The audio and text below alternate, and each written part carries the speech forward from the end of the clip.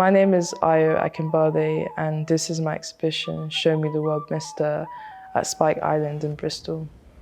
The title of the show is called Show Me the World Mister, and I wanted to have like an open-ended call and response, something ambiguous, and also classist in the sense that a character like Oliver Twist could say this, but on the other hand, Peggy Guggenheim could say it, and it could mean the same but also different things. I was interested in putting Nigeria in the center and continuing my exploration of like power, legacy in this interesting environment. In this space, you walk in and there's two films.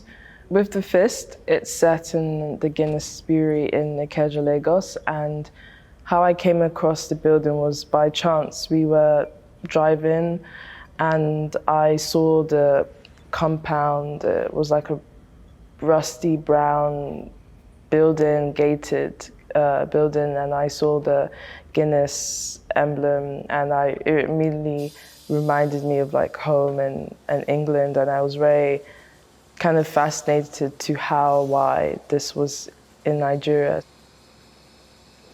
My main motivation to make The Fist was I wanted to understand the relationships between the Guinness drink and like the workers. In terms of like my research, I was looking at advertisements from the 60s, from the 70s, and they were quite interesting and quite funny in many ways. Like there were phrases like, it gives you power, it makes you happy. In terms of the commission, I knew that I was going to call it The Fist.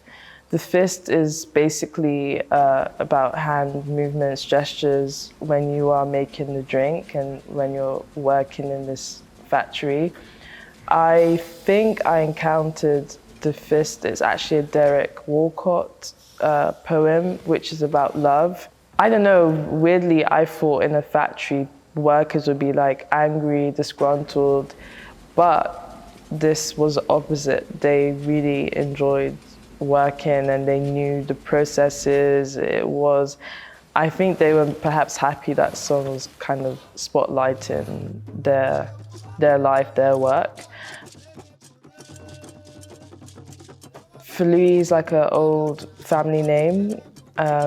I think in many ways the film is like my own family history, and I felt like it was very important to highlight that, especially because my relationship with Nigeria is very multifaceted. It's not something that I can define in one sentence.